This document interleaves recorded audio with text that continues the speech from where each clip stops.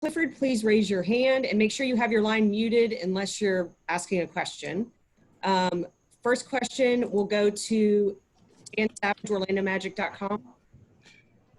Cliff, obviously you said J.I. looked good in the scrimmages, but for him to come out that way and make that kind of impact in such a short period of time, just what did you see from Jonathan Isaac? Oh, he was great, and I think that not just the way he played, his energy level, his purpose of playing, and obviously his shot making.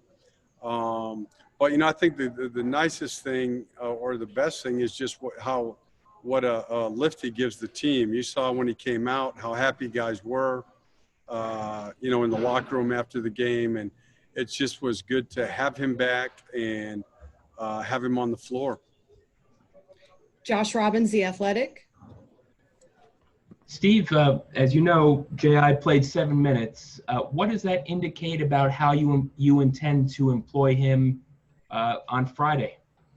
Well, we'll see. I mean, we'll do the same thing, Josh, we've been doing with each guy is, I'll sit down with David and Lindsay every day, and then we talk about guys, how they feel, whether it's practice, scrimmage, or whatever it is, and then we, have a plan for them going forward for the next day, and we'll do the same thing tomorrow.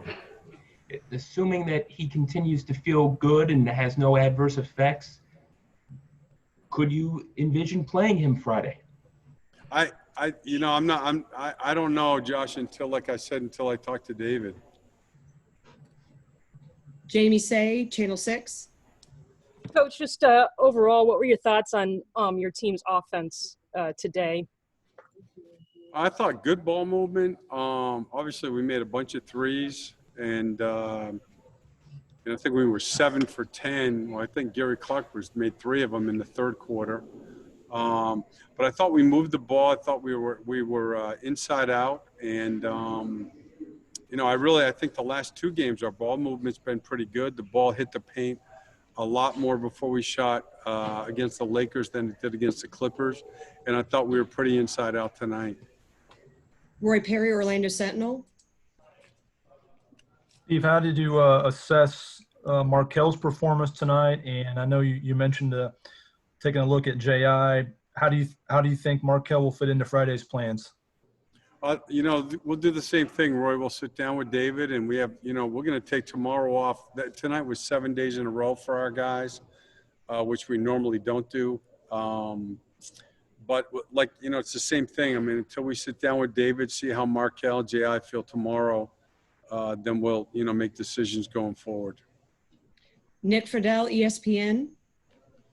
Cliff, to follow up on J.I., you guys obviously weren't sure he was going to be able to play when you got here.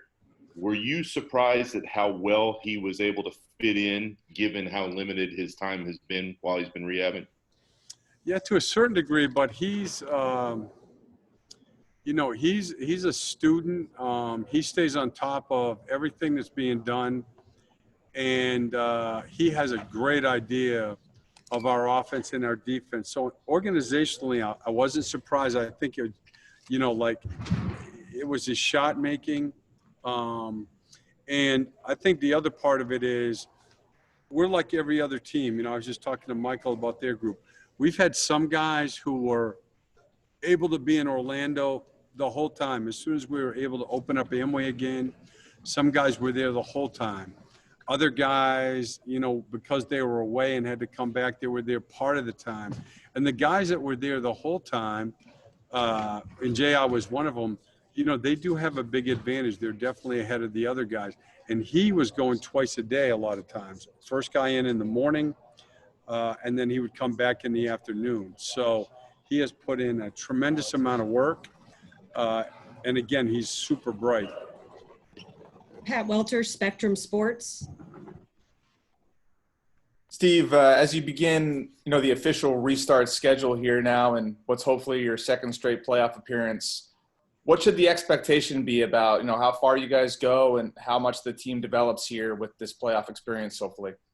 Yeah, I think it starts with expectations of ourselves. I'm hoping that we understand what a good opportunity this is. you know, and we just have to continue to do the same thing you always have to do, just like during the regular season, is play the games, evaluate the games, go in with the right attitude about making progress and getting better. Our guys have been good about that. They were good about it last year. We played our best at the end. And, you know, before play stoppage, the same thing was happening this year. So we've had good practices. We have a good attitude about it. And I think we can get better and better as we go along here. Okay, just a couple more. Chris Hayes, Orlando Sentinel.